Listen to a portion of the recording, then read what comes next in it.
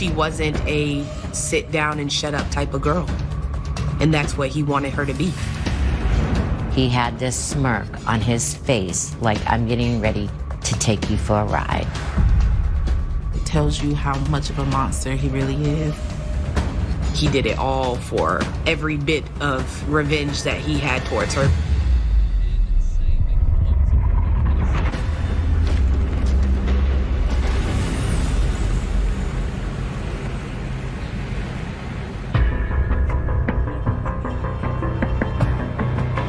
On the afternoon of July 25th, 2012, police in St. Petersburg, Florida, receive an emergency call from a distraught mother, Leah Martin. She says her pregnant 17-year-old daughter, Morgan Martin, is missing. She explains she last saw Morgan the night before. On July 24th, 2012, there was a lot of kids at the house, as usual. My other daughter, Sierra's friends, Morgan's friends, they were all kind of around here and there. We're all standing there, you know, laughing and giggling with my mom. And Morgan gets a private phone call. And she was like, I'm not doing anything tonight. I'm hanging out with my friends. Morgan agrees to talk with the caller in person later. We didn't speak anything of it for the rest of the night. It was about midnight. I hear her phone go off again. I'm guessing he's saying he's outside, because she gets up, she puts on her slippers, like it was gonna be a quick stop, you know, like a quick chat and go back inside. And we went to sleep.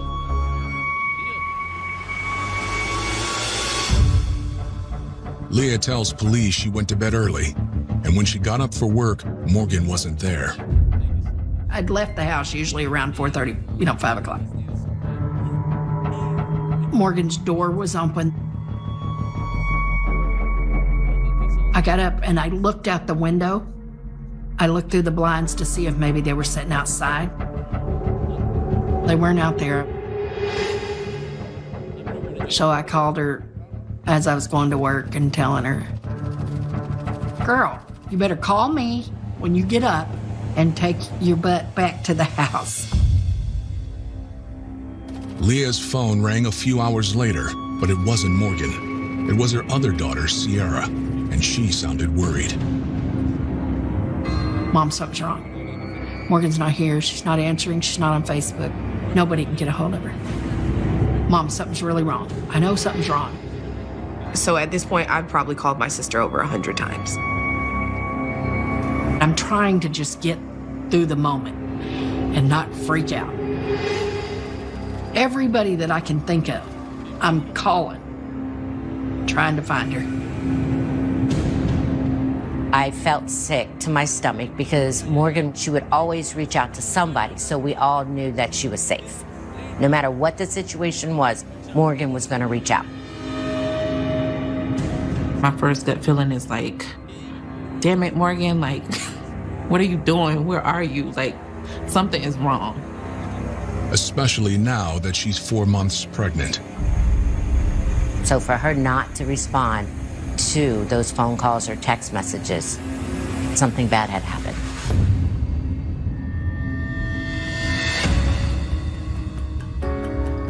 Morgan Kiana Martin was born on December 1st, 1994. She was the youngest of Leah Martin's 3 children, and although However, Morgan's trusting personality caused her family to worry once she became a teenager. Morgan got interested in dating in a younger age. She was always so friendly with people. I tried to explain to Morgan how everybody didn't have a good side. Everybody didn't have positive reasoning, but she loved everybody. In 2010, Morgan became particularly interested in an older guy from the neighborhood, 24-year-old Jacobee Flowers. Jacobee Flowers was an athlete, played semi-professional football, was socially active at clubs, on social media. From the way people describe Jacobee Flowers, he was a player in all senses of the word. Attractive man, drove a nice car, and typically known to be with or involved with multiple women at the same time. And Morgan, like most good girls, was attracted to the baddest of boys. So the first time I heard about Jacobee Flowers was when my sister told one of my friends, and my friends told me about him. My first instinct as a sister is, how old? Because at this point, my sister's only 15. I actually went to Morgan with it and asked her, who is this guy? Like, you're dating someone that's way older than you? That's kind of weird. And she was like, deny, deny, deny. I'm not talking to him. It's not him. And I was like, it's the guy that drives the Lexus, isn't it? And she's like, I don't know what you're talking about, you know, with a smile on her face, grinning about it. Morgan kept her mother in the dark about her relationship with Jacobee for 2 years. By 2012, she couldn't keep it a secret any longer. I went to pick up Morgan from work one evening. It was in May of 2012. She said, I really got to tell you something, Mom. I'm like, what do you need to tell me? She's like, I'm pregnant, Mom. I said, how do you know? She said, I took 6 pregnancy tests at work and 2 at Walgreens in their bathroom. I took her to the hospital that night. And she told me who it was, you know, and we talked. Her family had mixed feelings. But for Morgan, it was a dream come true. When I found out she was pregnant, I asked her who was the dad, and she told me it was Jacobee. I told her, you know, whatever she needed, I would help her, and that I was happy for her because I don't think I've ever met anybody who wanted to be a mom more than Morgan. A sonogram revealed Morgan was having a baby girl. She couldn't wait to tell Jacobee about her. She even had a name picked out already. So my sister was gonna name her child Jalea Raquel.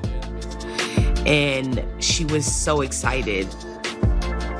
And don't get me wrong, I'm excited that she was excited, but in a sense that I just hoped that everything was gonna be okay, that we were all gonna be okay.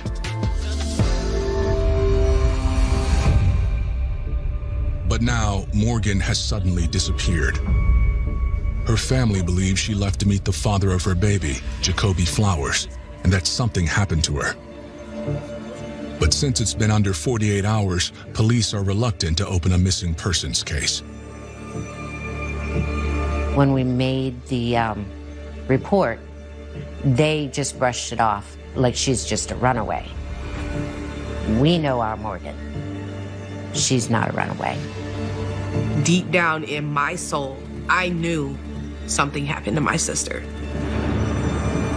I knew there was no question. Home in St. Petersburg, Florida. Police are waiting to see if Morgan turns up, but her loved ones are convinced something has happened to the mom-to-be.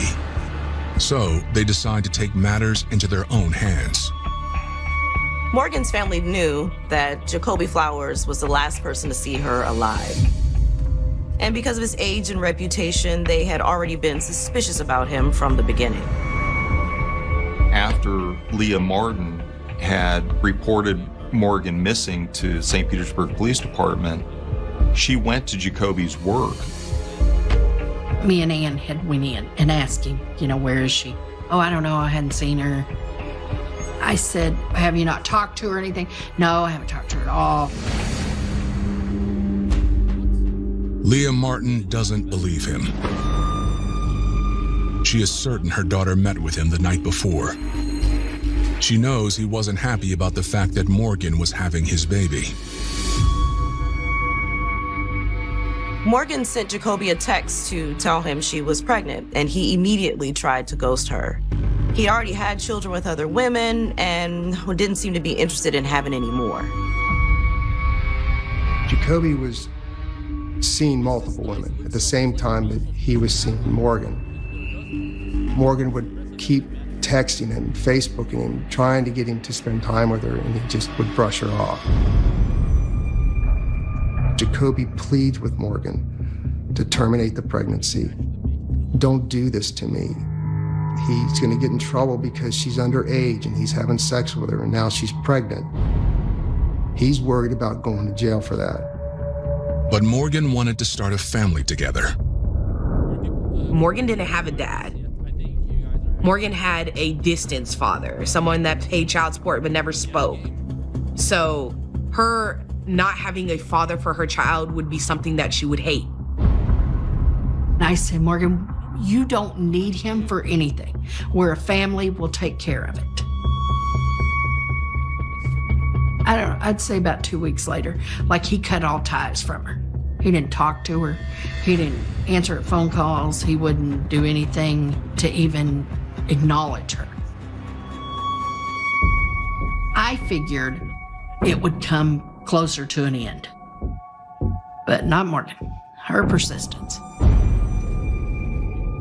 Morgan more or less thought that it would turn around, that he would be okay with it, because that's her instincts, was to trust, oh, it'll be all right.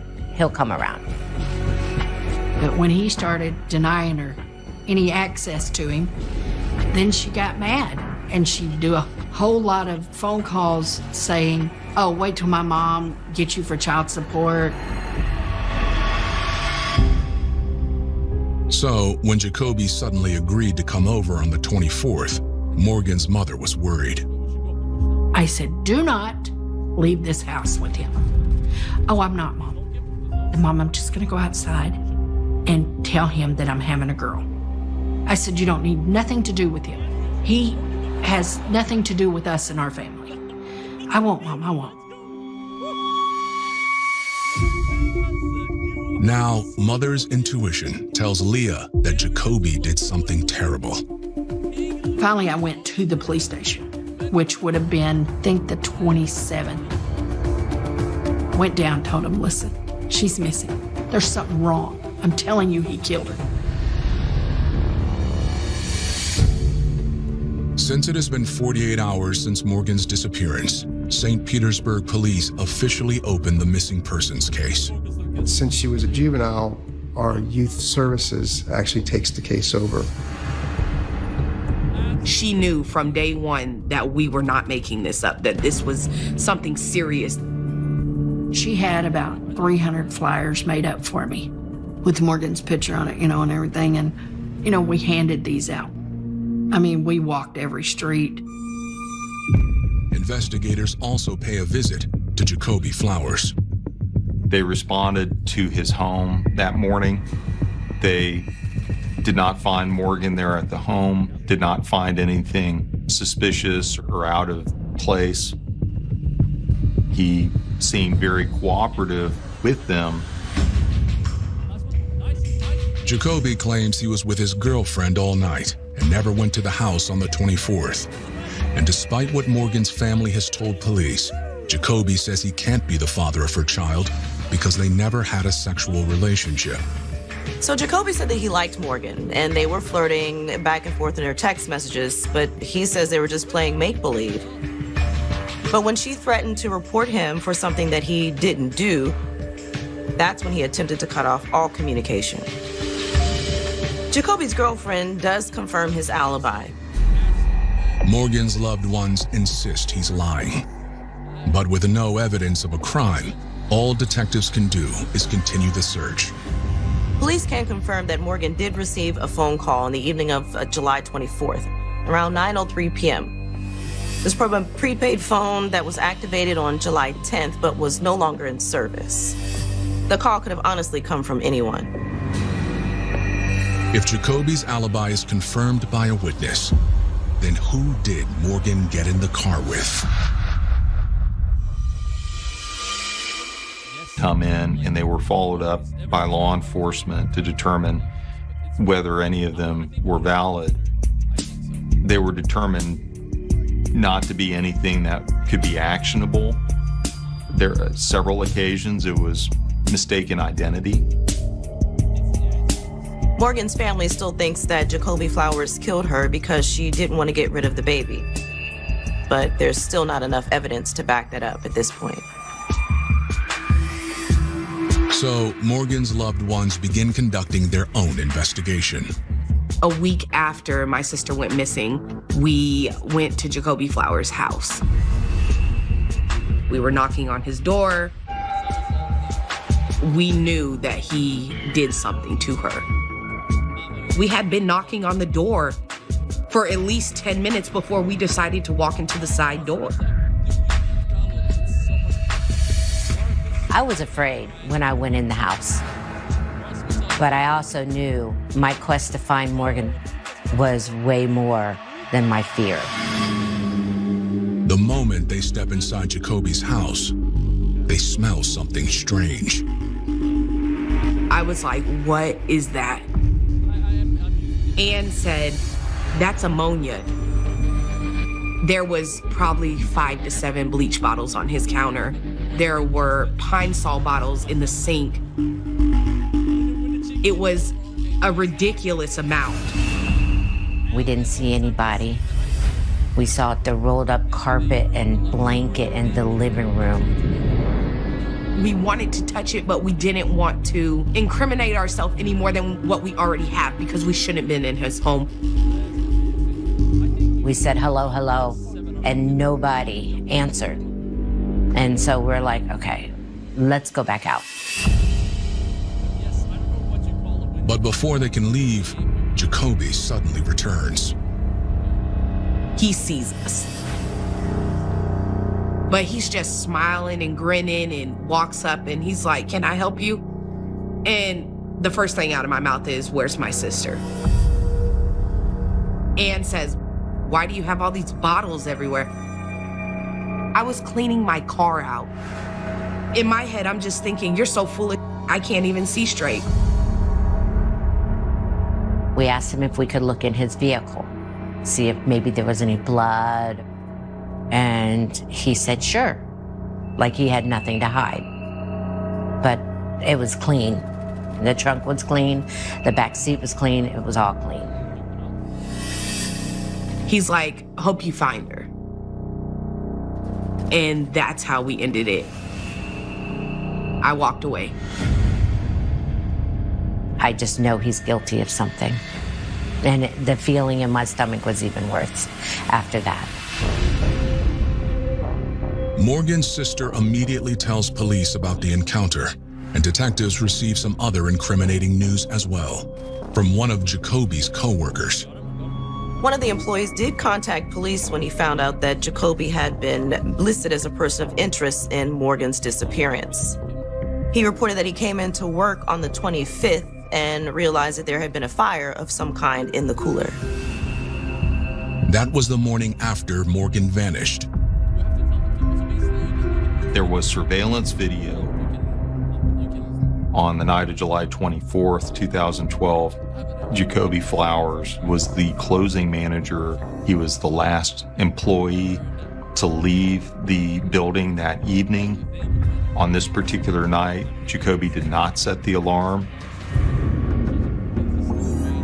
Just after 1:30 a.m., the surveillance cameras capture movement in the store. There's a specific door that you can enter into the store without being seen on videotape. You can see movement in the background. Then about 45 minutes after that, you can see on the video a large amount of smoke that takes over the inside. And that lasts for about 15 minutes, and then the smoke goes away. But you're not able to make out who's moving in there until the very last frame on that video, and we see a picture of his face. Two of the managers identified that as being Jacobee Flowers. We believe that the fire was started to either destroy clothing, evidence, or an attempt to burn Morgan's body. But when investigators searched the cooler, there's no evidence Morgan's body was ever there. Jacobee had already been fired, and when police got there, it appeared that the cooler had been cleaned out days prior. It's enough for St. Petersburg police to change the missing persons case to a homicide investigation. At this point, that kind of stalls out the investigation. It's hard to prove that there's been a murder when you don't have a body. At that time, our office was assisting with the various warrants so that they could get the appropriate information and data to review. The St. Petersburg Police Department put a lot of resources into the case to start off with, but as you're working on a cold case and then a brand new homicide comes in, and the homicide detectives would have to put the cold case aside to work on the new homicide. So it came down to resources and a lack of evidence at that point. Months go by. Still, Morgan's family refuses to give up. So about a year after my sister went missing, the case went cold. It was no more information, but we were still putting it out there, still putting her on social media, still letting everyone know that she was still missing. We never stopped. It was never gonna be forgotten. 2 years have passed since Morgan Martin disappeared, and her family wonders if she will ever be found. But while the case is no longer active, the investigation isn't over yet.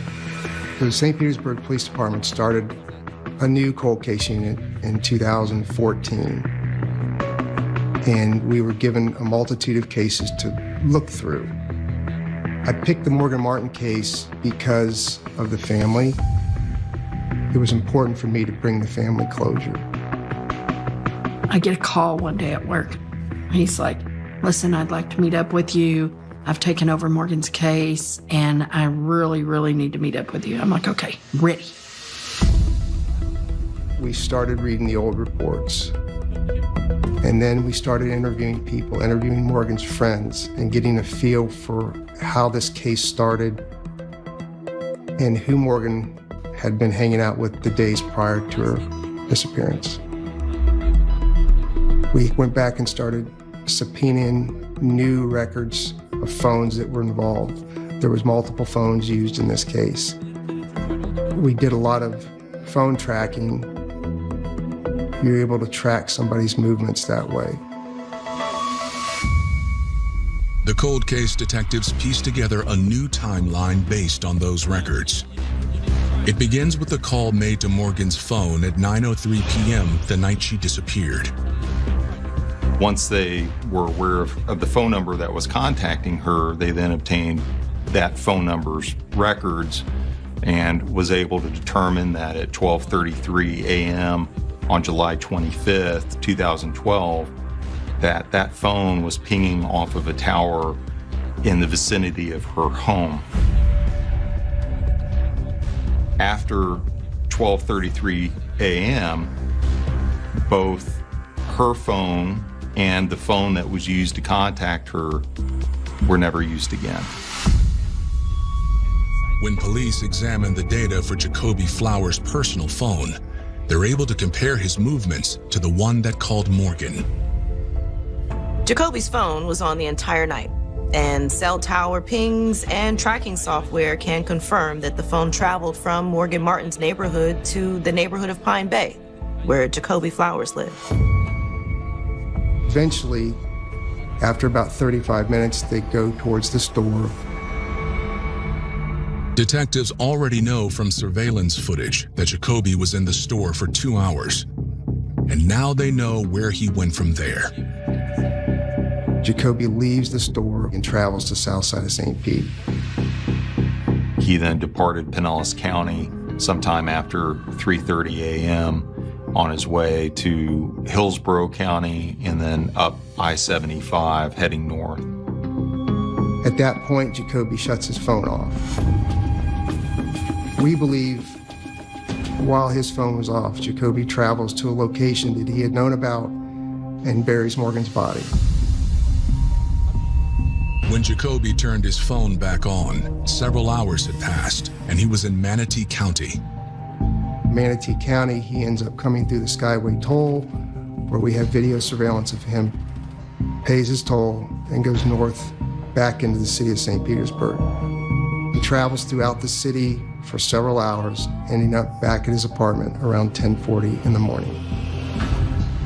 After returning home around 12:30 p.m., he contacted AT&T and had his phone number changed. The timeline supports the theory that Jacobee killed Morgan, but investigators know they'll need more to get a conviction. We go back out, we reprocess the store, we look for blood, we look for any type of evidence that we can find, and we took samples all throughout that little cooler to be processed for DNA. Eventually, reach out to Dr. Zahn, who is a arson expert, and he has the ability to test for burnt human remains. So we believed the whole time that Morgan had been burnt, or her body had been burned inside the cooler. We send those samples out to Dr. Zahn. He analyzes them, comes back and says yes. Cold case detectives in St. Petersburg, Florida, have found convincing new evidence that Morgan Martin was killed by Jacobee Flowers, the father of her unborn child.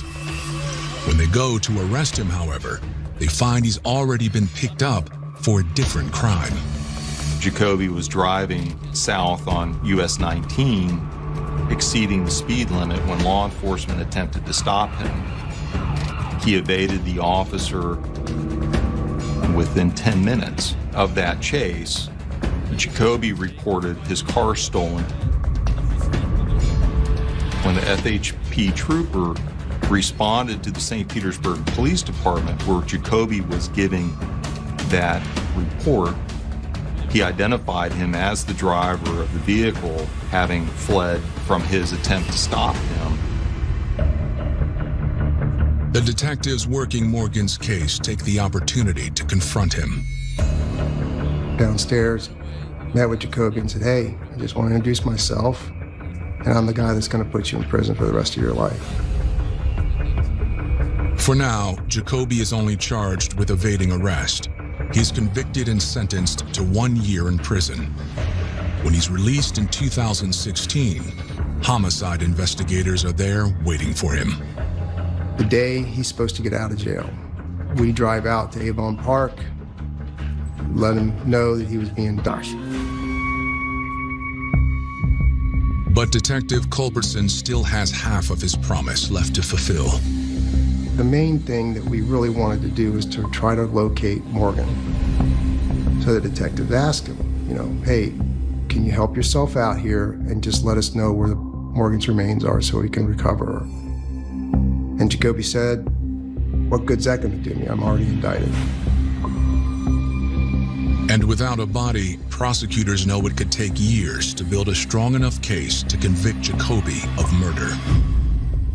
There were well over 200 witnesses, maybe even 300 witnesses on the case due to it being circumstantial, and having to develop each of the circumstances in order for the jury to understand at a trial what had taken place. Mr. Baird and I have other cases as well. The defense attorney has other cases. Scheduling the depositions, you can only do so many at a time. The case drags on for over 6 years.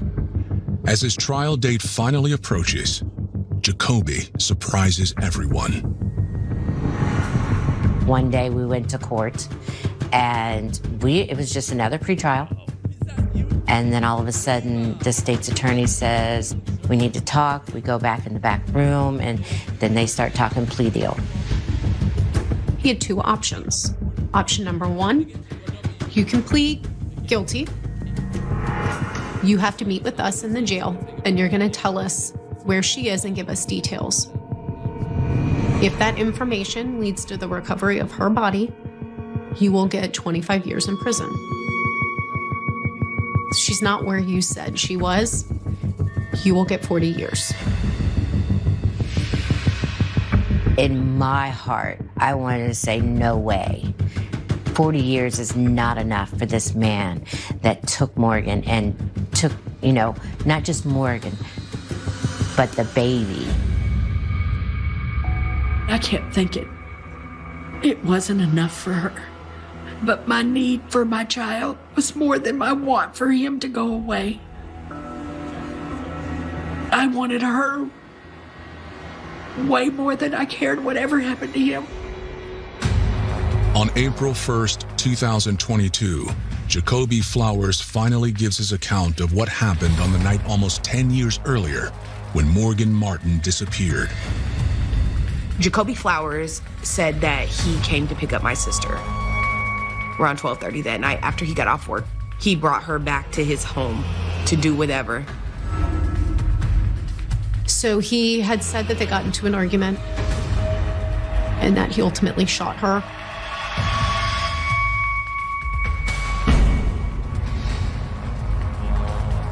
Jacobee doesn't say exactly what the argument was about, but the indictment alleges that he may have killed Morgan for one of two reasons. One, to ultimately terminate the pregnancy that he didn't want. And two, to get back at Morgan for threatening to report him for statutory rape if he didn't step up to the plate for the child. He said then he wrapped her up in painter's tarp and taped it. He then put her in the back of his trunk where he took her to the restaurant and tried to burn the body. And when that didn't work, the smoke lit up the building. He cleaned up what he had to. He then walked out the back door and put her back in his trunk. And then he drove her to Alabama where he buried her. Morgan's loved ones hope this means they will finally be able to put her to rest. But by now, they know better than to trust anything Jacobee says. I never thought that he would lead us to the body. I had hope, but he had this smirk on his face like, I'm getting ready. As part of his plea agreement, Jacobee Flowers agrees to tell the court where he buried the body of his pregnant girlfriend, Morgan Martin. Under his direction, investigators travel to a field in Pike County, Alabama. They go out to the area and search with planes equipped with ground-penetrating radar. They eventually find something that looked like human remains. They dug, they excavated that area and couldn't find anything. I went over to the jail, I think 2 different times, and tried to get more information from him to make sure, are we in the right spot? And even had him like on a video conference, like a FaceTime, had the map up. He was directing them. No luck. Still, Jacobee insists Morgan's body is there. He was saying they weren't doing it right. He knew where she was, and he was telling them, and they were doing it just so he'd have to get the 40 years. We agreed to allow him to travel to Alabama. The sheriff had to take him. He was still in custody, and it ended up being the same location they were at. They dug it, and they did not recover anything. It became apparent that Jacobee was just continuing with his same deceitfulness that he has had since the very beginning. It was a joke to him. The whole thing was a joke. He knows where she's at, but he knew he was going to go to prison. On April 28, 2022, a judge sentences Jacobee Flowers to 40 years in prison. In the statement he gave in court, in his interview, never once did he mention Morgan by name. Never once did he ever acknowledge that she was pregnant with his child. He smirked and he laughed and he blew a kiss to his family, and you don't get to do that. This is not the paparazzi. You don't get to fake it. You don't get to be happy. I did not care what he had to say because none of it was going to be the truth. It's all lies. I had hope that he would have been a decent enough person to provide her family with closure and telling us where Morgan was.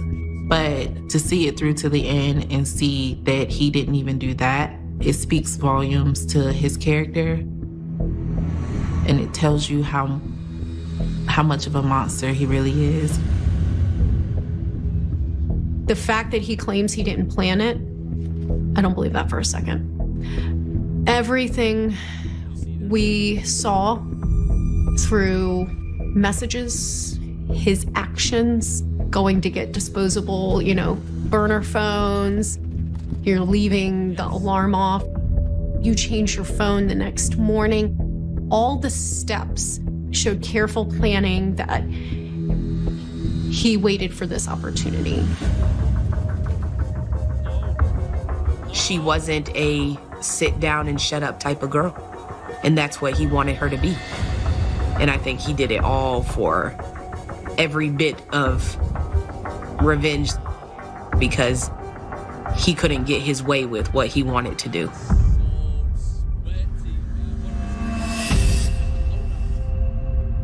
Morgan Martin would have turned 28 years old in 2022. Her body has still not been found. It really pulls on your heartstrings that someone with so much spirit and life could be taken just like that, just vanish. I want to lay her to rest. It's to be joyful and happy. And I look at her and I call her Morgan all the time, and my mom does the same thing. We celebrate her more than anything.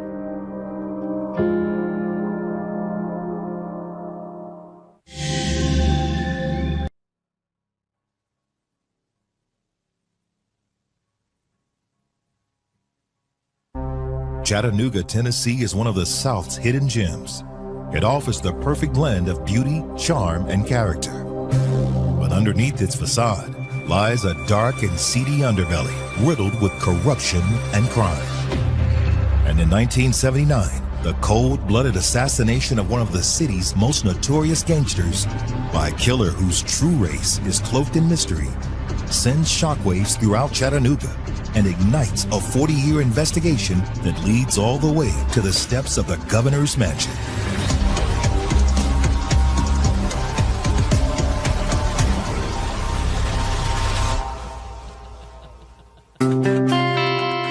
Chattanooga is a mid-sized city with a small-town appeal. Nestled alongside the Tennessee River beneath the majestic Lookout Mountain, its beauty is unrivaled. It's breathtaking. I mean, the further you come into the valley, the more it opens and spreads out. You could pick a place, any place, where there was a hill and sit at the top of the hill and look up at the mountain and see the sun rise in the morning and the sunset in the afternoon. I love Chattanooga. Even going through the airport, you'll see somebody working in the airport that you know. You either knew their grandparents or their parents, or you just knew them because you had crossed paths with them. And I think that's good for a town, that you have that strong sense of belonging, because when you have a town where you don't have that sense of belonging, you really don't care about what happens. And I think it takes away a part of you not caring. When I leave here, I'll go to lunch, and I know I'll see somebody that I know. I'll know whoever the people are probably running the restaurant because I've been in and out, and when they see you coming, they'll speak to you, even call you by name. Railroads came in 1850, turning the city into a boom town, as well as a strategic military location. There were 5 railroads that met here. One of the reasons that Ulysses Grant and Lincoln wanted to take Chattanooga during the Civil War, if you cut the South off in Chattanooga, you basically cut off their lifeline, because all the railroads and supply lines came through, which made it a very important city. After the Civil War, industry in Chattanooga surged, offering new employment opportunities. There were a number of foundries here that actually smelted iron and metal and actually attracted a population into Chattanooga. And it grew. The thriving underground economy. It was about survival and taking care of the family, because a lot of the profits that those men made as racketeers was put back in the community in a positive way. The racketeer came to church on Sunday. He was a good boy to the pastor. You know, they contributed to the churches. I'm sure the ministers and pastors knew where they were getting their money from. Those men brought a kind of peace and sanctity to the neighborhoods with their mere presence. But racketeering could also have a dark side. And in the 1970s, the murder of one of Chattanooga's most notorious gangland figures would prove just how dangerous that line of work could be. In the early morning hours of February 1st, 1979, shots ring out in a beer store a couple of blocks from the Big Nine. Sam Pettyjohn is at his liquor store in Chattanooga. There is a young woman who is somewhere in the street around, and she witnesses what sounds to be a horrific murder. When someone went in the store and discovered, that his body, his cigar was still burning. He was shot twice in the head, shot in the neck and the chest, which, somebody was making sure he was quite dead. Of course, it's like any kind of murder of any kind of racketeer or gangland figure or anybody affiliated with crime. There's always the notion that any number of people wanted them dead. Samuel Pettyjohn was born in Red Springs, North Carolina, but his family moved to Philadelphia when he was young. His father died early, and he had several brothers and sisters, and he was one of the younger ones. But at an early age, he stopped going to school and started working, doing different things around the neighborhood and the community. His government name was Samuel Pettyjohn. But we always referred to him as Bill, which was short for his nickname that he had earned called Wild Bill. From what I understand, he started out, he was driving a taxi cab, and he drove real fast. And that's how I think he earned the nickname, Wild Bill, because he drove real fast, very fast. While serving in the Korean War, Sam learned a few unorthodox tricks to make additional money. I do know stories about smuggling contraband in caskets, stealing the gold teeth out of some of the soldiers' mouths. They wouldn't let them get buried with those gold teeth. They sold milk and dairy products and bread and things of that nature. And as they say, the rest is history. By the late 1970s, Wild Bill had expanded his empire to include numerous businesses, legitimate or not, on Chattanooga's Big Nine. Bill was very popular on 9th Street. He was one of several black businessmen who owned clubs there and shops there, barber shops, pool halls, and you even had churches on one end of the street. He wasn't moonshining, but he was selling liquor in the clubs, in the nightclubs.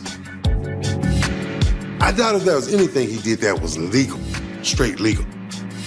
Everybody in town knew what he did, so that was no big secret. He always had a nice Cadillac, Eldorado Cadillac. He's always going to be in a suit, and you're going to see his big cigars, and you're going to see rings, diamond rings, on all fingers on his hand. That was his trademark. If anybody walked around with as much money as he walked around with rings on his finger, and nobody bothered him, that says something. That says that he was larger than life. He felt that, and that's how he lived. But this well-known racketeer also had a softer side. He had a big heart. I would sometimes ride with him, and he'd stop off and drop off cakes and pies to people in the projects. Or if he got a good deal on something, he would, share it, people in the projects. He continues every election, he always organize a cadre of cars to pick up people and take them to the voting booths. So he was famous for that during election time. Late 70s or the early 80s, Howard High School needed some basketball warm-ups, and me and a friend of mine, we was collecting donations for that. And Samuel Pettyjohn, which is Wild Bill, gave us a great donation for the school and all. By the late 1970s, Sam's reputation had earned him some powerful connections. He had more white contacts than the other people that operated businesses on 9th Street. He was very close with many leaders in the Teamsters movement, particularly Jimmy Hoffa. Very seldom did anyone in the black community have that much power and that much intermingling with higher political figures. And he was able to do a whole lot of things before things were to be cut. There comes a time and there's a payment for everything. But was Sam's death the inevitable result of a life of crime? Or was there another reason someone wanted him dead? Even though they are racketeers and they are prominent in the community, they don't necessarily control what they do. But you're a pawn, and when that pawn is not needed anymore, or you become a possible weak link in the operation, then you can be eliminated. Zahn never engaged in murder as a form of retribution. Now, you could get hurt if you owed them money, but unlike the mob, you didn't have to kill somebody to be a part of the organization. You had to be a good businessman. In the mob, to be a member of the mob, you had to take a person's life. Well, that was going on among most of the Southern black racketeers that I've known and even heard about. They would protect themselves. They believed in self-defense. But for the most part, they didn't engage in killing each other. But now, Sam's life in Chattanooga's underworld seems to have done just that. Sam Pettyjohn's murder was the talk of the town. Everybody wanted to know something about it. People that didn't even know who he was, that never seen him, didn't even know he had a place on Market or anything about him. Everybody wanted to know because it was something that was different that had happened in the city. It wasn't shocking. We always kind of knew that it was possible that he was going to die like that, to die in a violent way. So it wasn't shocking. You know, it was disheartening, of course, and, you know, when your father is... It definitely would probably be something that was over in just a matter of minutes. The murderer wanted to get out as fast as he could. You know, this was a professional. He didn't worry about trying to pick up any product and take with him. He wanted to make a clean getaway. Two witnesses say they were in the parking lot when the shooting took place. The man they saw exit Sam's store appeared to be in some sort of elaborate disguise, possibly even trying to hide his race. The only thing that was seen at the time was a man in what appeared to be face paint. He had a wig and walked up to Sam, point blank shot him, walked outside of the liquor store and shot into the air. It sounds like to scare off any witnesses. Bill always had a gun, and he had his gun in his hand at the time, but they must have been quicker than he was. If you talk to 5 different people, they all had a different perspective, you know, on who could have done it, you know. I never knew him to have enemies. No one that I knew disliked him. Or even if they did dislike him, they wouldn't let it be known. He walked around all the time with big gobs of money in his pocket. He went to all the gambling houses, and nobody bothered him. So why would anybody kill him? You knew it had to be someone from out of town, but you didn't know why. We never suspected anyone from 9th Street or anyone from our community. So it had to be someone who had something larger at stake. Let's say that it was kind of known, you know, that Sam was involved in a lot of different things, you know. I say it was known. But it was really not the kind of things that you would get assassinated from.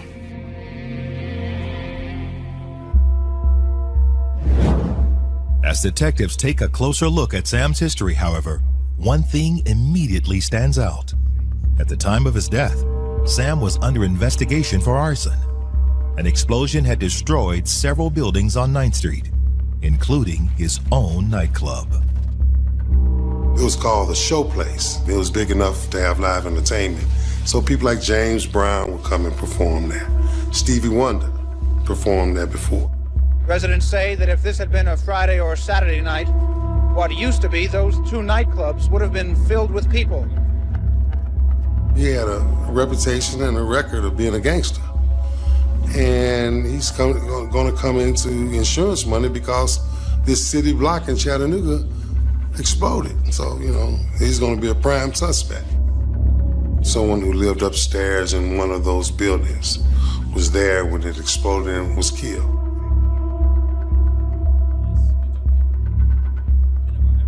He had been indicted for that offense, and he was out on bond, perhaps. But it was an ongoing case. You know, the ATF, which is the Alcohol, Tobacco, and Firearm Department of the FBI. They had him under surveillance. A grand jury indicted Sam for murder, arson, and insurance fraud. But before his case went to trial, Sam was gunned down. Investigators now wonder if the two might be related. It comes to a point of where someone has been involved in a particular situation, and maybe they're caught up in the situation and they're forced to tell the truth. But there are powers to be who do not wish for that story to be told.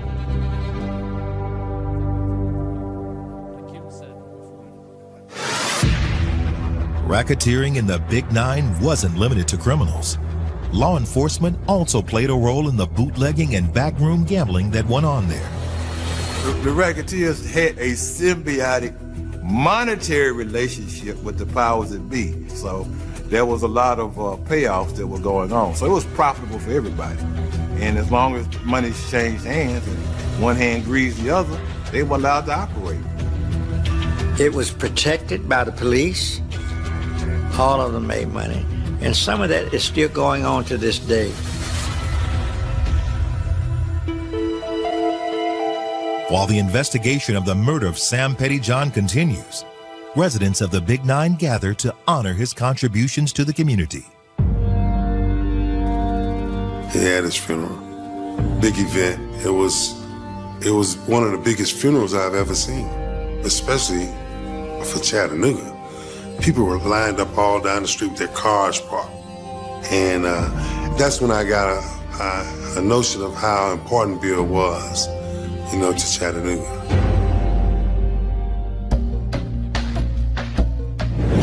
So far, police only have a vague description of the shooter to go on. But Sam's business dealings seem to offer some leads. It had to be someone who had another motive that was bigger than 9th Street, that was bigger than, you know, something local. So it had to be, you know, something that he was involved in that has to do with the Teamsters, which was a viable suspect group. You know, it had something to do with them, even if it wasn't the Teamsters. But it's just a lot of speculation that you could have. You know, if you were to let your imagination run wild, you know. Detectives are particularly interested in Sam's relationship with none other than Jimmy Hoffa, one of the most infamous and mysterious figures in America's criminal underworld. Jimmy Hoffa and his children, his son Chucky, they used to come to our house. I later learned who Jimmy Hoffa was. I didn't even know he was famous at the time. In 1957, Jimmy Hoffa had taken control of the Teamsters Union, which, in theory, fought for workers' rights in the transportation industry. But the Teamsters, and Hoffa in particular, also had a mafia-style reputation for corruption and organized crime. Sam, as it turns out, often did favors for Hoffa. When Bobby Kennedy was prosecuting Jimmy Hoffa on misappropriation of the Teamster pension fund, and Bill and one of his friends, a white guy named Jack, orchestrated bugging all of the jurors' rooms. They wanted insight in on what the jurors was thinking, what they were talking about, what were they saying to their spouses. They get that feedback and they give it to the attorneys, and the attorneys knew how to shape their presentations, accordingly. Jimmy Hoffa ended up being acquitted in Chattanooga. It may have been a hung jury, I think it was. And they celebrated at our house at night.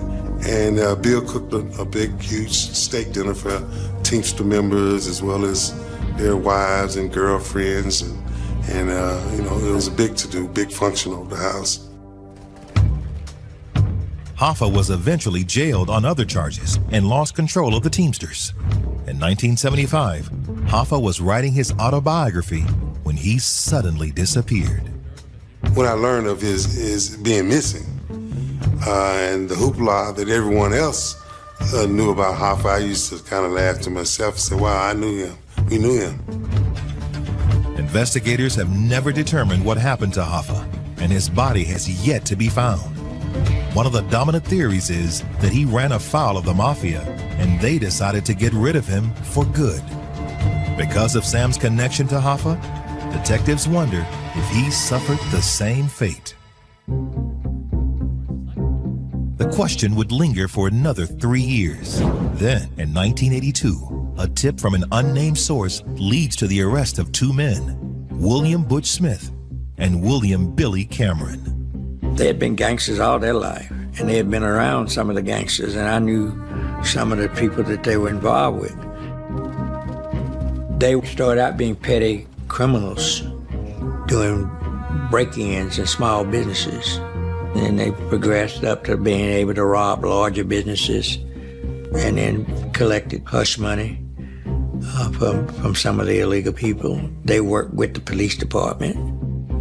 It certainly was not looking good for either of those two men. And it looked like the case, despite, the crime occurring in 1979, might have been wrapped up, within a couple of years. But they were able to avoid conviction of it because they offered alibis that a judge later said were credible and the state couldn't push back on. The tip from the source turns out to be nothing more than rumor. And with rock-solid alibis in place, prosecutors are forced to let the two men go. One was a man in state prison at the time. Another man was in Detroit. So again, charges against them were both dropped. The case essentially goes cold for several years. Chattanooga police renew the investigation in 1987. But with even less to go on, they soon find themselves at a dead end. The thing that's difficult about an investigation on Bill is you don't know all of the things that he was involved in. He was always on a need-to-know basis with Bill. No one knew much. That's just the way he operated. It seemed the murder of Sam Pettyjohn would remain unsolved forever. But 40 years later, this cold case would heat up again. Since the 1970s, the Big Nine has become a different place from the one racketeers like Sam Pettyjohn helped to build. All cities that had any sizable amount of a black population also had a thriving business community, which really suffered after quote-unquote racial integration because people started to move outside of those restricted areas and go other places, to the point that it brought a demise of black businesses, even in a place like East 9th Street. Some things remain the same, however. After 40 years, the mystery of Sam's murder still lingers in this town. And in 2015, the Cold Case Unit of the Chattanooga PD reopens the case.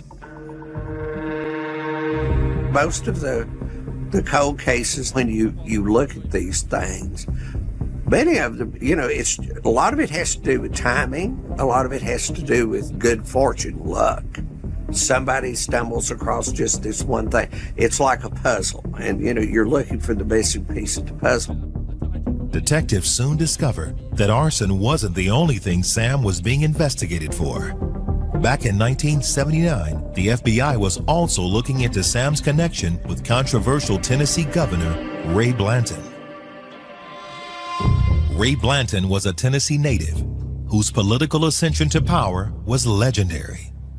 He was the second of 3 kids to his parents, Ova and Leonard Blanton, who were essentially a sharecropping family. By the age of 34, Blanton had gone from a sharecropper's son to a member of the U.S. House of Representatives. And in 1975, he ran for governor of Tennessee and won. Throughout his campaigns, Blanton was very much a people person. He thought people were essentially his way to power, right? So he viewed himself as an everyman. He used this story as sort of up and coming from, a very poor background to rising in political power, but still maintaining that connection with everyday Tennesseans. But Blanton's career became marred by controversy almost as quickly as it began. He was rumored to have all sorts of interactions with women who were not his wife. He was, I think, observed more than rumored to have an excessive drinking problem. There were always rumors that he was involved with unsavory characters doing unsavory things. He takes the state plane to places like the Middle East. Eventually, later on in his administration, he goes to Jamaica using the state plane. And this all really faces a lot of scrutiny from the media, from Republicans, from members of his own party even. The worst of Blanton's scandals involved the selling of pardons. The scheme was allegedly controlled by Blanton and worked by granting pardons to convicted criminals if they or their families could cough up enough cash. There was a way for people, if they had enough money, or they could raise enough money, to pay themselves out of a crime that would sometimes bring a lot of years in prison, and these were crimes that went as far as murder. In 1978, the FBI opened an investigation, codenamed TENPAR, to look into Blanton's cash for clemency scheme. But if the allegations against him were true, Blanton had somehow managed to keep his hands clean enough to avoid a federal indictment. That investigation takes several years. It is a multifaceted investigation that largely looks like he's once again going to get off without being indicted or charged with any crimes. The FBI ultimately was never able to connect Blanton with where the bribes were going to. But not everyone in his administration had been so lucky. The FBI eventually does indict and charge several members of the Blanton administration, including Eddie Sisk, who is the chief legal counsel to Blanton, for his role in essentially securing pardons for prisoners. Through their investigation, it appeared the FBI had identified Sam Pettyjohn as one of the key middlemen in the scheme. Pettyjohn was involved in those early conversations. He was one of the emissaries between state prisoners and the Blanton administration. Bill had street credibility, and he could talk to families and present them with an option to get their loved one out of jail. And they would have trusted that he could do it. He's probably one of the first blacks that had an opportunity to have a relationship with the governor. At that time, in '79, blacks were not even integrated into the Democratic Party.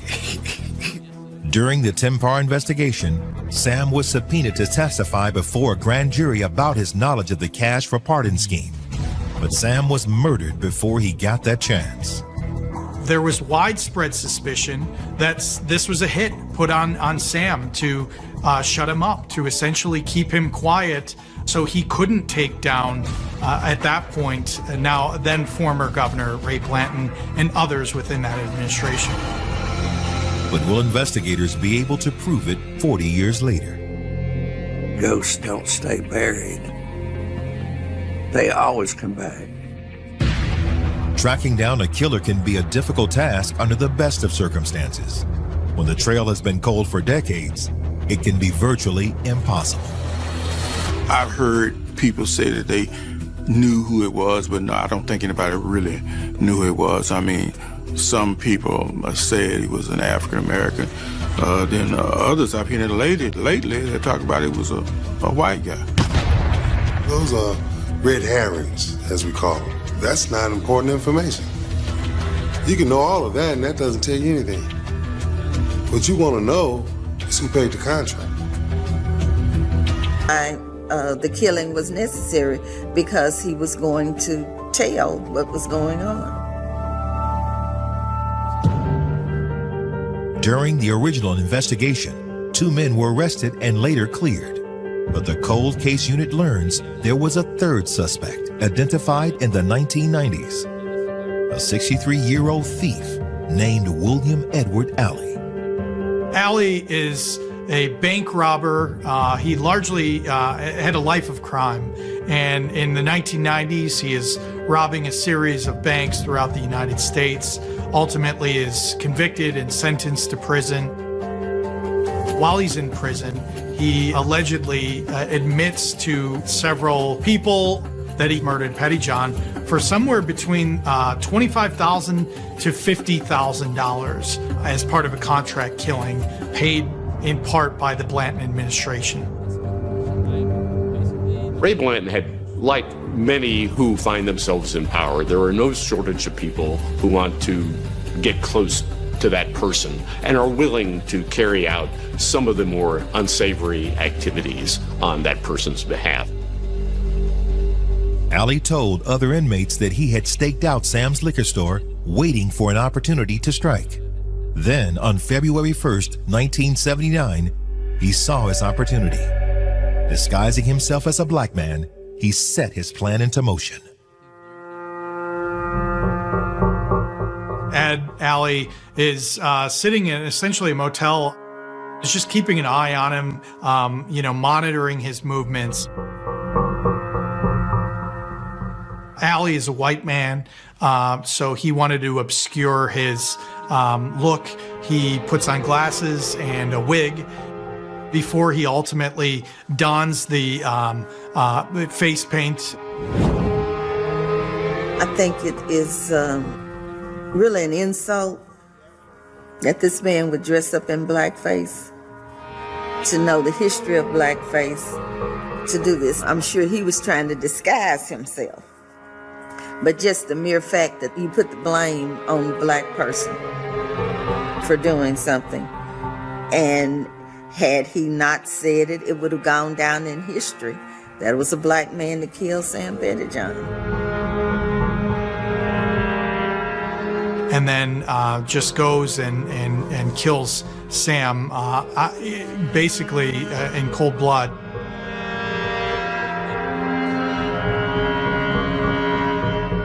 It sounds as if the admission by Ed Alley to his colleagues in prison about killing Sam Pettyjohn was known for several years by FBI agents, and it really didn't make it up the chain of command and into the folks who were looking into the murder of Sam Pettyjohn until the cold case unit in Hamilton County got a hold of this in 2015. They then go back and verify some of the testimony that they had heard from cooperating witnesses who spent several years just verifying some of this information. This isn't something that, again, can be just, oh, we heard this rumor, we're going to pin it to this man. We talked about the fact that did the man really do it, or is this a plant, or did he tell somebody he did it, but actually somebody else did it? Why is this coming out at this particular time, and why did it take so long? Unfortunately, Alley died in 2005, so detectives are unable to corroborate his confession. But prosecutors believe there's enough evidence to take the case before a grand jury. The cold case unit was able to look at all the very specific details that Ed Alley provided and said to his fellow inmates, and was able to make the conclusion that he was not just speaking off the cuff or making something up. In 2021, Edward Alley is posthumously charged with the murder of Sam Pettyjohn. But for Sam's loved ones, true justice doesn't end there. I'm not really interested in who pulled the trigger. That's not important, because, you can get anyone to pull the trigger. The question is, who paid the contract? That's the killer. In the wake of the grand jury's charges against Edward Alley, investigators turn their attention back to his alleged employer, Ray Blanton. At that point, the cold case unit fingers the Blanton administration very directly and says that they were involved. It is really an unbelievable story, and of any administration in Tennessee that this could have occurred with, it would be the Blanton administration. It fits almost perfectly with what went on at the time, with what the stakes were with the governor, with the other folks in the administration. Why it took so long for investigators to connect the dots between Ray Blanton, Ed Alley, and Sam Pettyjohn may never be known. We knew that there were people between Pettyjohn and the governor as part of this operation. And not that we knew that it led all the way to Blanton, but we knew it was high. It was high up, There was at one point in the investigation a belief that there were recordings that Sam possessed. Those were never recovered. If there were actually recordings of him having discussions with members of the administration that were implicating people directly on this, very much would put a target on his back and somebody who would be viewed as a loose end. Despite their efforts, no evidence is found proving that the governor ordered the hit. And once again, Ray Blanton walks away clean. He died in 1996, taking his secrets with him. You can look at the story of Ray Blanton, where a young man achieved quite a lot and threw it all away. And what did he have to show for it in the end? What he's best remembered for now, of course, are the scandals associated with his administration. For me, and I can't think of a better city to have lived. Welcoming approach. There's been a tagline for years about keeping Austin weird. You will see that plastered everywhere. So that's just the way this town's been for forever. Very laid back, eccentric kind of town. A lot of creativity. Of course, we're a college town. There's University of Texas, there's Concordia, Southwestern, got Houston-Tilton. On the east side, Texas State is right down the street. And so there is always something going on. The vibe has always had more of a progressive underpinning, although we have our share of issues as well. Austin prides itself on being a liberal city and a conservative state, but its history of segregation still casts a shadow over daily life. We are the product of a 1928 master plan from the city that said that all Black people would live on the east side of Austin. And while that was a long time ago, the residue of that still remains today. It was probably presented as, you will have all the amenities, you will have all the things on the east side. Even though there's been a lot of growth and a lot of development, those promises have never really come to pass for Black people. It became a very divided community, almost like a Tale of Two Cities type of underpinning. I-35 is the interstate that runs through the middle of the city, and it really is that line of demarcation that separates East Austin from West Austin. I've been in Austin my whole life. The east side of I-35 has always been socioeconomically depressed. And although we have made tremendous advancements, it is still very segregated. By the 1990s, East Austin was known for its poverty and high crime rates. That's where you had your projects. That's where you had a lot of impoverished individuals who didn't have a lot of opportunity, where you have low income. Where you don't have a lot of opportunity, you have crime. And it's not a black thing, it's not a white thing, it's not an Asian thing, it's a social economic thing. But in the early 2000s, a real estate boom ushered in a new era. When I grew up, this was a predominantly, African-American neighborhood.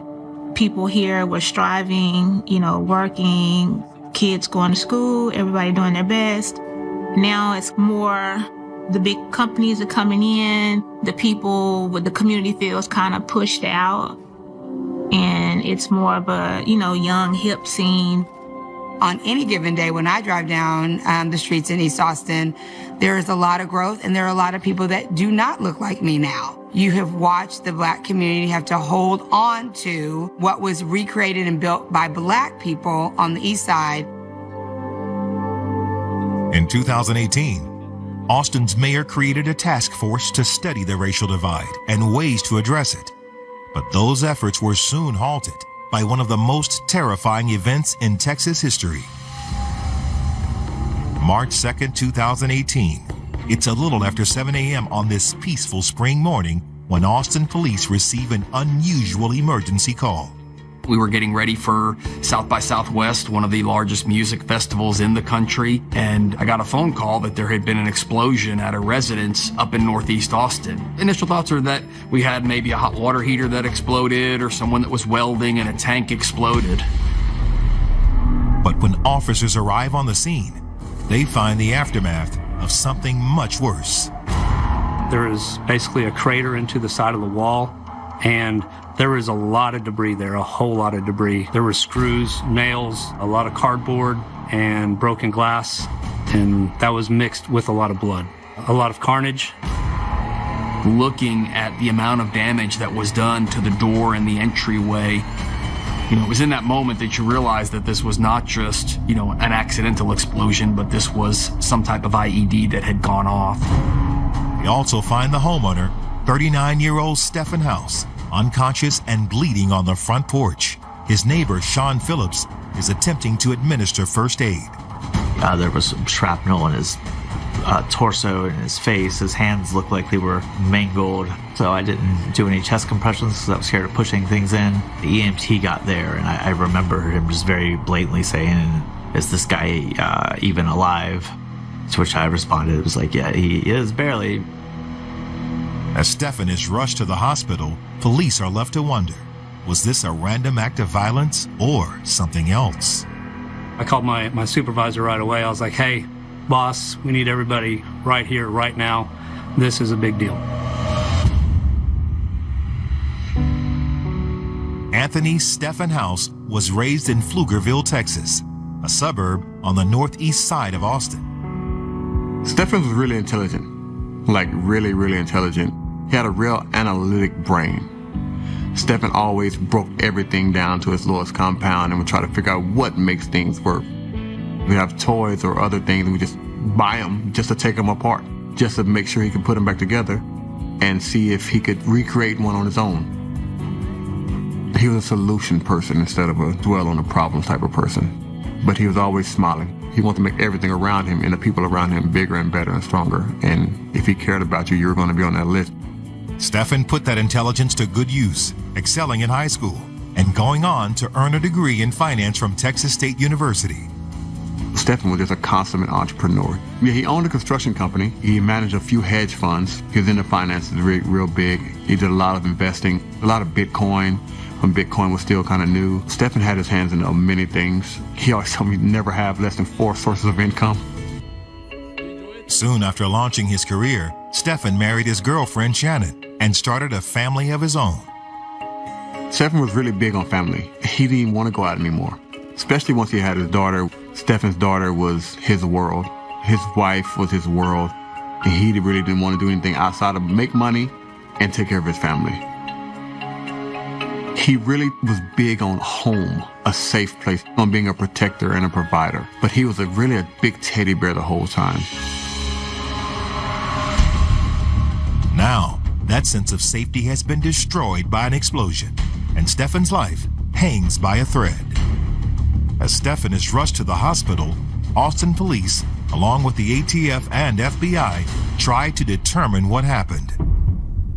His neighbor, Sean Phillips, says he heard the bomb go off while he was getting ready for work. It was somewhere between 6 and 6:30 a.m. While my kids were getting dressed, I heard this just astronomically loud bang. It sounded like a 18-wheeler running into a dumpster. It wouldn't surprise me for it to have been heard half mile, 3/4 of a mile down the road. I immediately ran out my front door, and I looked to the left, and then I saw Stephan. And he was standing out there, and he was visibly bloody. He looked over at me for a second. I called out to him, and he didn't respond, and then he just immediately dropped from there. I ran over and attempted to render aid. I just knew to put him on his side so he wasn't going to be dealing with like choking on his own blood or whatnot. It was obviously an explosion at this point, but it never once crossed my mind it was a bomb.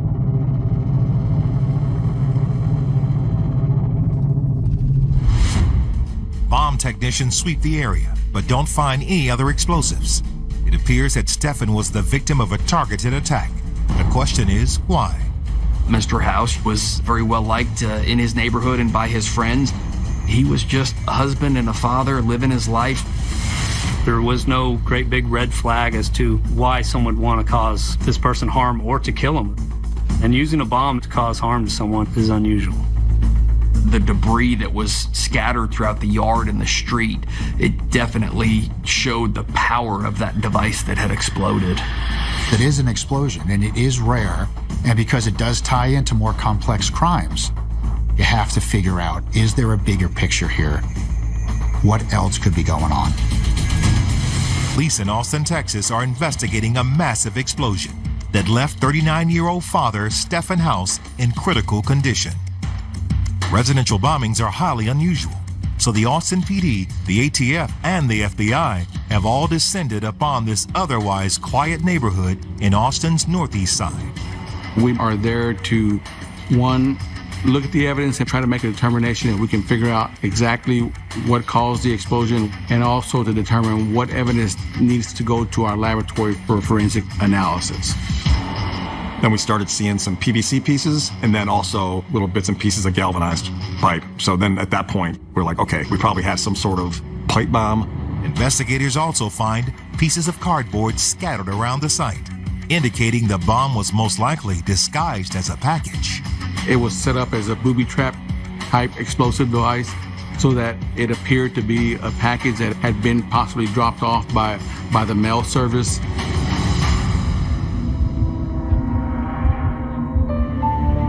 Mr. House went out front while his daughter was getting ready to go to school and found the package sitting either right on the front porch or right out front in the grass. And he picked that package up. And upon picking it up is when that package detonated. The shrapnel from the explosion tore through Stephan's body, causing tremendous damage. Sadly, it's too much for doctors to repair. We soon found out Mr. House was pronounced dead. So immediately we have a homicide on our hands. I really didn't understand it. I mean, you say that you don't really get it until it's your family. You see it on the news all the time, different traumatic and tragic experiences and accidents and stuff like that. But that's not one of the things you worry about with Stephan. That situation could have been even more tragic because a father was getting ready to take his daughter to school for the day. She could have easily been with him. Had she been holding hands with him and walking out, we'd be actually talking about two individuals that lost their life right now. While Stephan's family and friends deal with the tragic news of his death, investigators begin tracking the origin of the package that took his life. We got with U.S. Postal, found out if they had delivered any package. They have access to UPS and FedEx, and they checked with them, and no packages had been delivered there. That means the list of potential murder suspects includes everyone in the city of Austin. Right away, we're canvassing the neighborhood. We're knocking on doors, interviewing residents around there if they saw anything, if they heard anything. I need to ask you some questions. Okay. Other than just the explosion, we're recovering video, doorbell, and perimeter security camera footage. Somebody down the street, he has one of those Ring doorbells. Unfortunately, no one witnessed the bomb being planted, nor was it caught on camera. The fragments are sent to a crime lab for further study, but investigators know the likelihood of those providing a lead are slim. This person, we don't know, maybe has never had any involvement in law enforcement, maybe has never been on anybody's radar, and all the bits and pieces to explosive devices are tiny. It's not like you can just go and get fingerprints off of this pipe. We're going through the who, what, when, why, where, and how. One of the first things you do is you try to go to motive. Why would someone want this to occur? One theory is the bombing could be connected to a drug raid that took place at a different house in the neighborhood a few weeks before. And when we looked at the house that we had raided the weeks prior, and we looked at Mr. House's residence, they were very similar. They were both one-story structures. They both had, red brick. They both had a very similar pickup truck in the driveway. It was a stash house, and we recovered a significant amount of drug money. So maybe this was, in fact, retaliation for the stash house that we had taken down, and they just simply got the wrong house. Given Stefan's intelligence, investigators also consider the possibility he was the one who constructed the device. Early on, I think that's the two directions. He either built the bomb himself and was in the act of placing it or moving it, or it was a retaliation for a narcotics raid, and it was placed at the wrong house. There's no way Stefan would make a bomb, first of all. Bombs kill. Stefan wants to live. We knew he didn't do it to himself because his daughter was there. He was taking her to school. He would never do anything like that. What I believe from the beginning is nobody knew what happened. No one knew why he was killed. But it was the same week of South by Southwest. Everybody knows that's the largest event in Austin financially.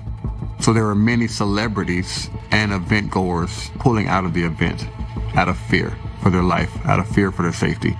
Whatever the reason behind Stefan's death, law enforcement approaches it as an isolated incident, and they hold a press conference to reassure the public and South by Southwest talent and attendees that Austin is safe. Within 48 hours of them not being able to find anything else, they went on news and said, the scare is over, which put the public at ease enough for South by Southwest to continue. City officials are relieved when the next few days pass quietly. By March 11th, the streets of Austin are filled with tourists and entertainers.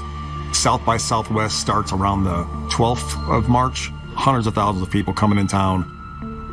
There was nothing in that moment that would lead you to believe that this was going to be what it became. But just 10 days after the first bombing, the city is shaken by another explosion. EMS, please! I've got my head. Something exploded. On March 12th, a second bomb went off, and that completely changed our mindset. It sent shivers up our spine, like we've got a big problem and we need to... As news of the bombing sweeps through Austin, for those on the city's east side, the method of the attack struck a particularly raw nerve, and many in this predominantly black part of town had already begun to fear the worst, even if few folks were saying it out loud. Why would we not think it was steeped in hate and white supremacy? I mean, to me, that is an absolute natural response, and the heightened sensitivity about fear is not unfounded either. That level of hate and disrespect for Black bodies for which we live in every day was next level. A bomb? I mean, a bomb. 10 days after the unexplained bombing that claimed the life of Stefan House, investigators are racing to the scene of another explosion. Early Monday morning, I believe it was, I get the call again. Everybody who knows anything about explosives, they've been told, get to Austin as quickly as possible. This time, there are two victims, 17-year-old Draylon Mason and his mother, Shamika Wilson. They did a run or a walk every morning before school, and they were headed out to go do that. When they opened the front door, there was a box on the ground. So they took it in the house, opened it up, and it immediately exploded.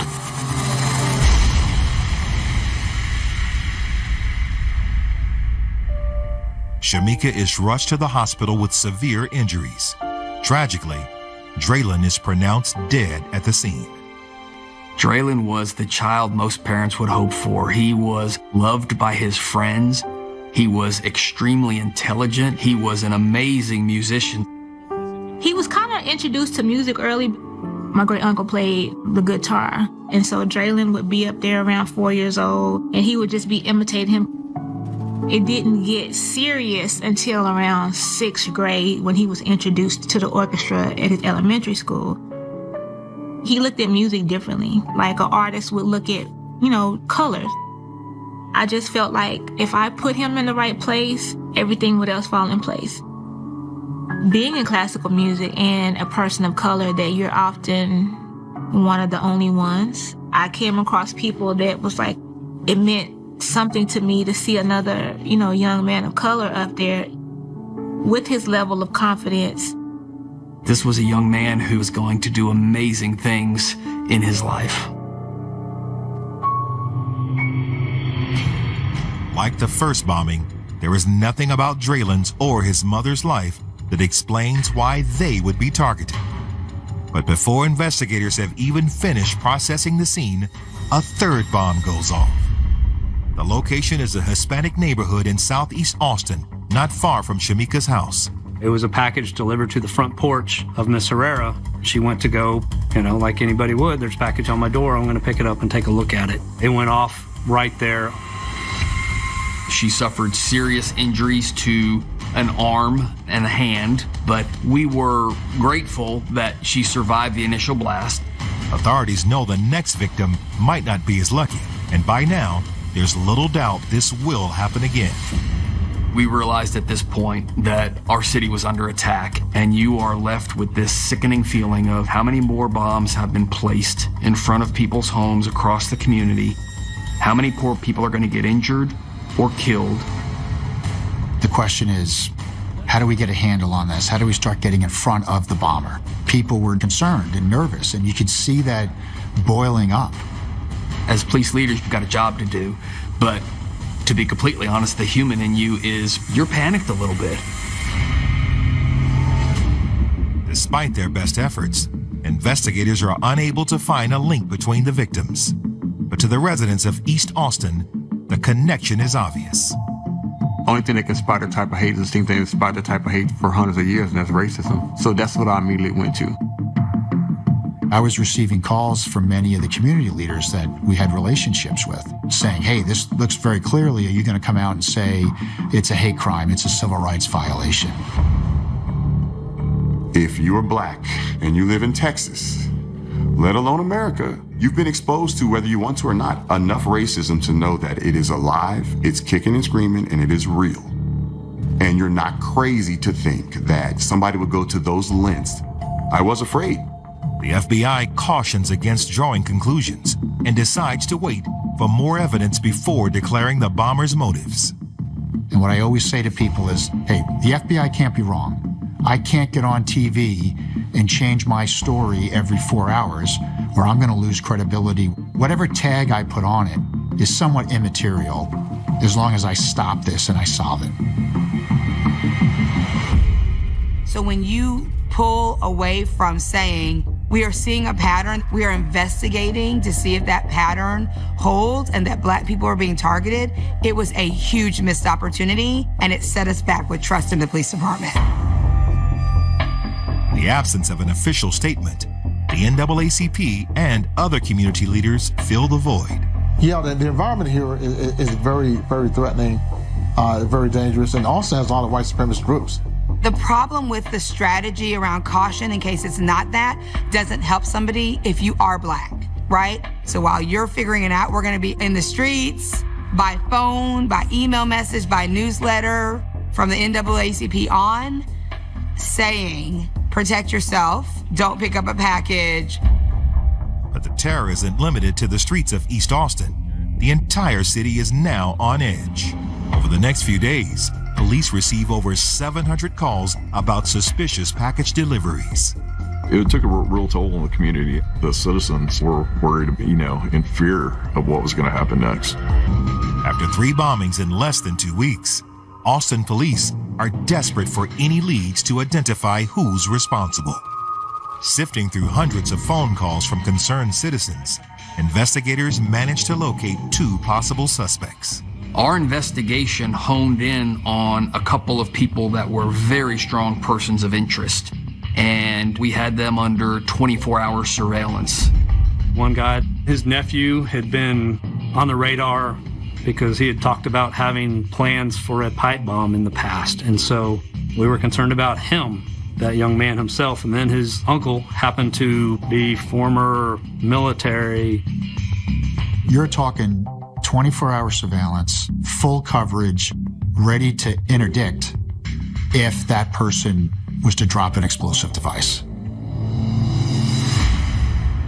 But while police are busy tracking the 2 new suspects, a 4th bomb explodes. 2 young men were heading down the sidewalk. One was walking, one had a bike, and they were headed to a trailhead right there at the end of the street to go get some exercise. They came across the tripwire, activated the bomb, and suffered serious injuries to their lower extremities. The 2 victims are rushed to the hospital. Luckily, they both survive. Hey, we have a confirmed shrapnel. This latest bombing sends the investigation into an entirely new direction, however. Since their 2 best suspects were under constant surveillance, detectives know they couldn't have done it. And when bomb number 4 went off, they were nowhere near it, so we went from feeling really good, thinking we had 2 solid, persons of interest, to just the bottom falling out when bomb number 4 went off. You see where it's anchored? Yeah. This is just that they didn't interact with us. That means they're back to square one. It wasn't just special agents with the 2 agencies and detectives with APD. Callers taking in the tip lines and typing those up and routing them through us. We had all kinds of logistical support. We had the local grocery chain, H-E-B, providing, breakfast and coffee for us in the morning because it was from sunup until way after sundown. This was something extremely important to all of us.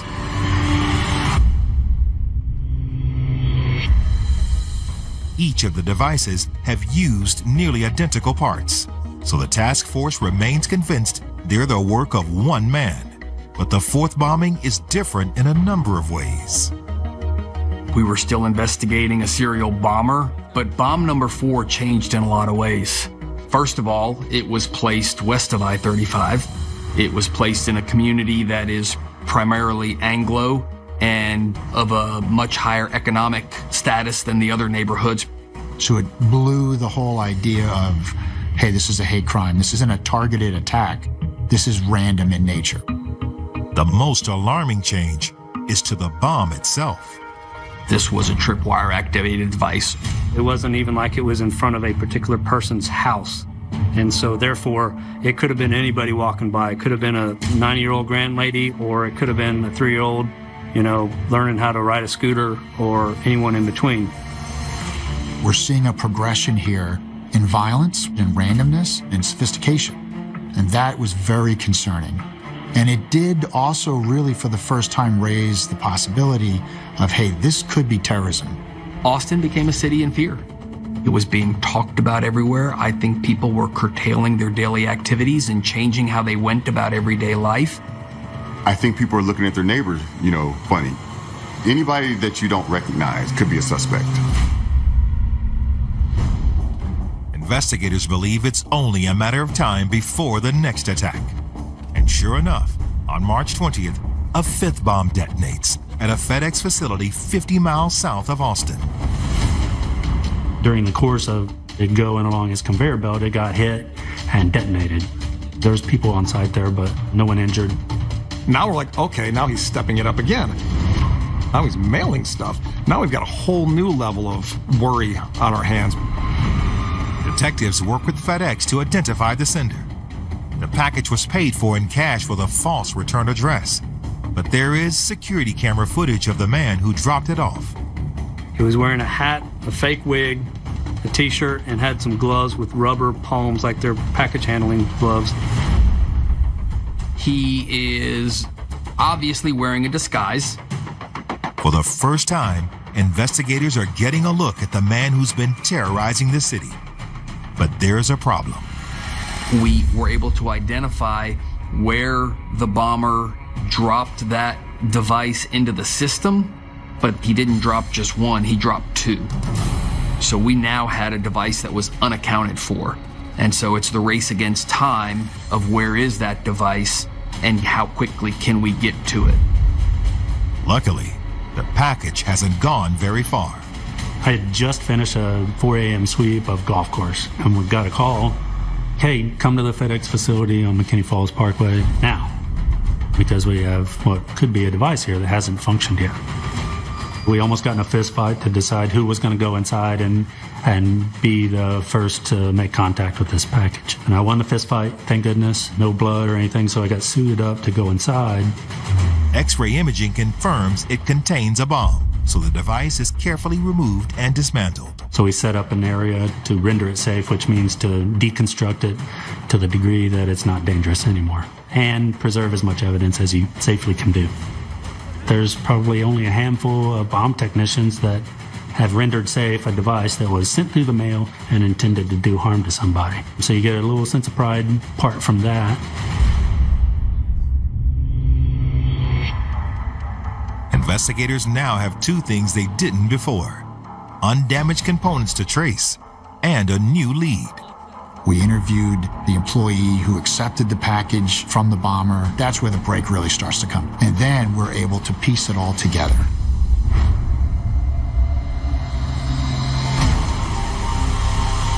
While residents of Austin are relieved to hear police are finally zeroing in on a suspect, those on the east side find the timing questionable. I do think you do have some minority individuals that thought, okay, now that something's happened on the west side of Austin, now law enforcement is going to go and really figure this out.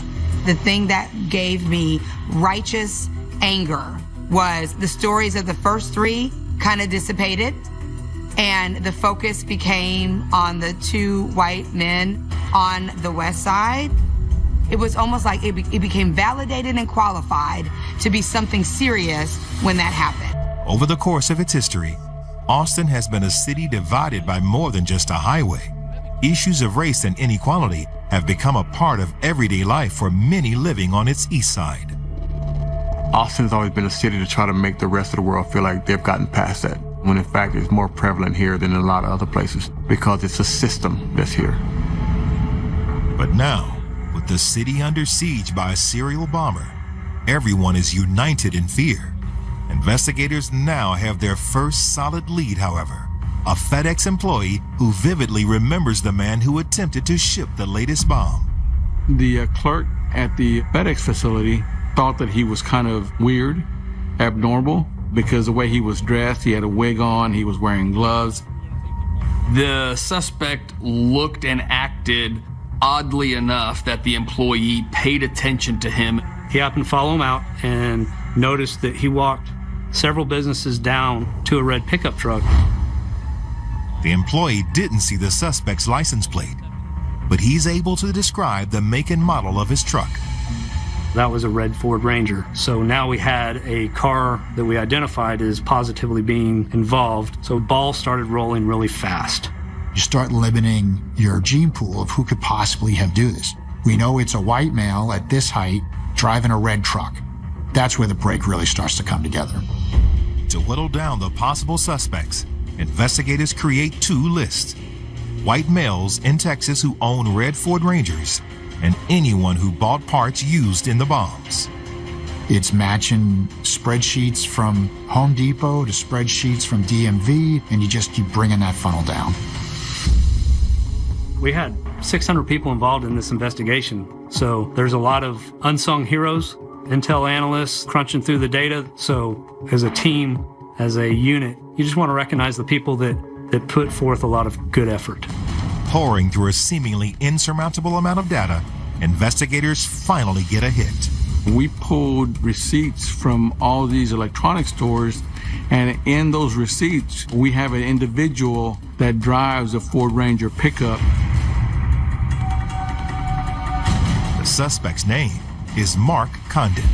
Once we identify a name and a person, we start investigating. Do they have a social media presence? What's their criminal history? What can we find out about them?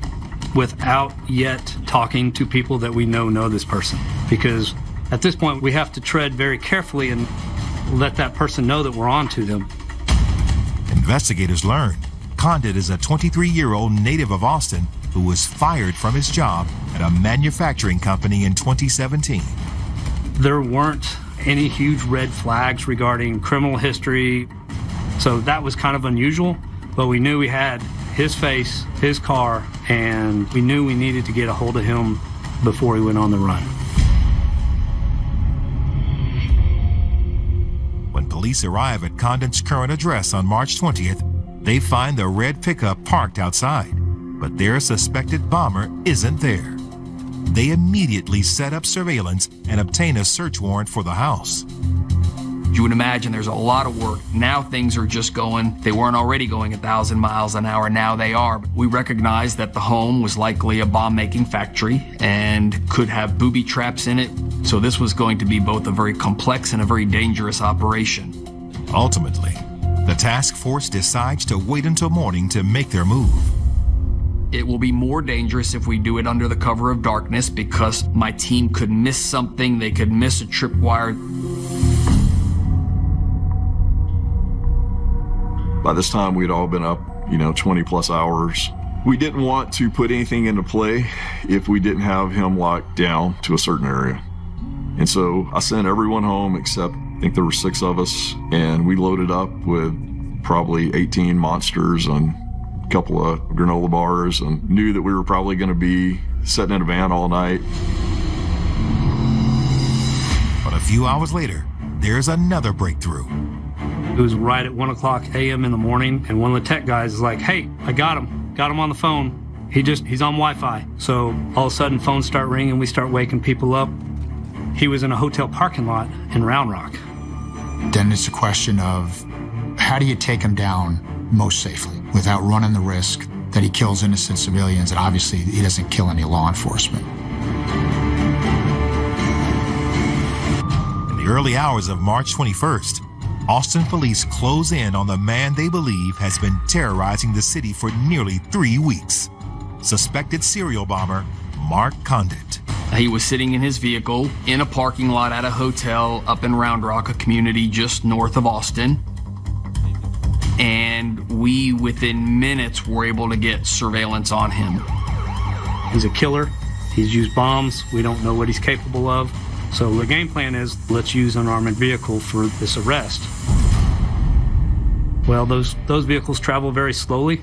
But while the SWAT team is waiting, Condit suddenly speeds away. Air to ground, he's on the move. So at that point is when some game time decisions had to be made. I got him eastbound wall lane. I said, hey, under no circumstance can he get on the freeway. We cannot lose this individual. He came through the parking lot, turned onto the frontage road. We turned in behind him.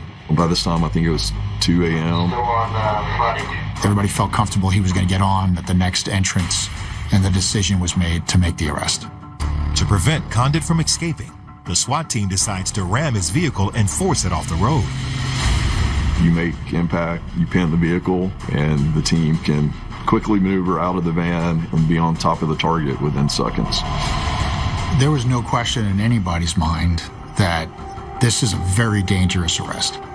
In those vans, there's no seatbelts. The passenger seat actually faces to the rear, and then down both sides of the van are basically bench seats that run the length of the van.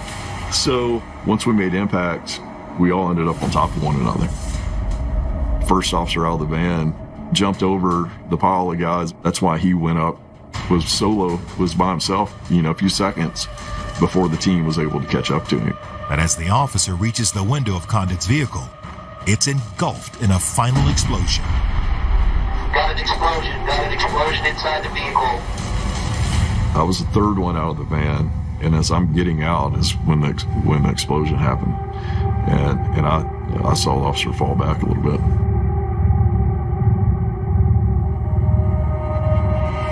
Condit dies in the blast. Miraculously, no one else is seriously injured. And frankly, by the grace of God, none of the SWAT operators were killed. Some of them got hurt a little bit, but that could have been much, much worse. When investigators search the wreckage, they find a taped confession Condit left behind. And where he confesses to all the bombings that have been going on in Austin. And he talks about why he did it. And he very clearly articulates that I'm a psychopath and I just love killing people, which I don't know if that's scarier or not.